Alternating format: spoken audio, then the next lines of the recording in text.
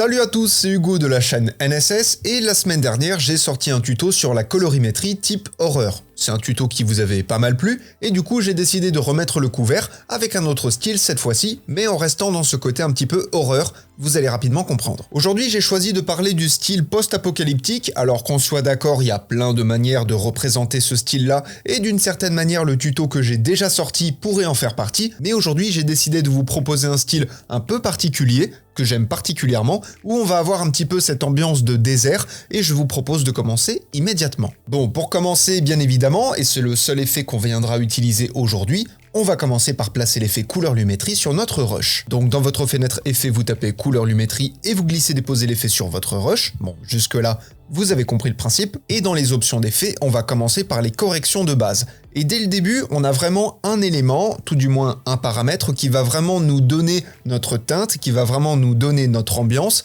c'est la température. Comme je vous ai dit, j'aimerais donner un style un petit peu de désert, et donc dans le désert, on va avoir une teinte un peu plus orangée. Donc pour ça, je vais passer la température de 0 à 150. Ça peut paraître beaucoup et ça l'est, c'est pas du tout une valeur qu'on a l'habitude de rentrer, mais comme je l'ai expliqué dans le tuto de la semaine dernière, chaque paramètre va compter, chaque aspect visuel va avoir un intérêt et bien évidemment, je vais vous expliquer encore une fois le pourquoi du comment j'utilise tel ou tel paramètre. Donc là, vous l'avez compris, c'est vraiment ce qui va nous donner notre couleur, c'est vraiment ce qui va nous donner notre ambiance principale pour notre effet. Ensuite, parce que je trouve que ça manque un petit peu de couleur, on va augmenter la saturation de 100 à 110. C'est juste pour en rajouter un petit peu. Vous pourriez me dire, oui, mais attends, mais pour un style un peu post-apocalyptique, ce serait plus logique de baisser la saturation.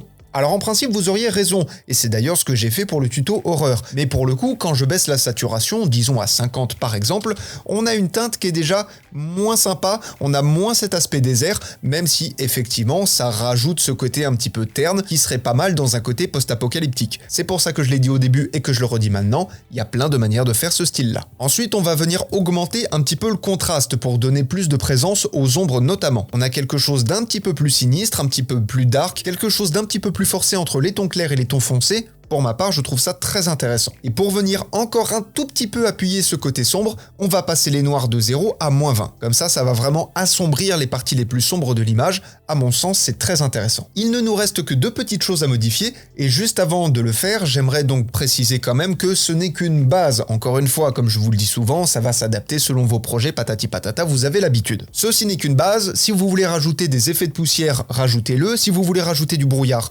rajoutez-le. Si vous voulez faire autre chose, faites autre chose. Moi, je vous montre uniquement une base. Après, libre à vous de l'adapter et d'en faire ce que vous voulez. Cette dernière chose à modifier, quelle est-elle? On va aller dans les paramètres créatifs, et là, on va avoir deux roues chromatiques. On va avoir une roue chromatique pour les tons foncés et une pour les tons clairs. Alors pour les tons foncés, on va les passer un petit peu dans le vert pour augmenter ce côté sinistre comme je vous l'avais expliqué dans le tuto horreur. Et pour les tons clairs, je vais venir les repousser un petit peu vers le rouge orangé, histoire juste de rajouter encore un petit quelque chose uniquement dans les tons clairs, et même je pense que les tons foncés, je peux encore un peu les baisser. Là, on est plutôt pas mal. Et si je vous montre le avant-après, même si sur le rush on a quelque chose de délabré qui va bien évidemment venir servir cet effet, avec la colorimétrie, on n'a plus du tout la même ambiance. Encore une fois, on a vraiment ce côté post-apocalyptique qui a été appuyé, mais surtout ce côté post-apocalyptique, style poussière, style désert. Personnellement, c'est vraiment ce style-là que je voulais venir créer. Encore une fois, ce n'est qu'une base, amusez-vous à rajouter de la fumée, de la poussière, ce que vous voulez, des effets de lumière, des effets d'ombre, pourquoi pas, ou encore une fois d'avoir une démarche créative complètement différente, c'est à vous de choisir.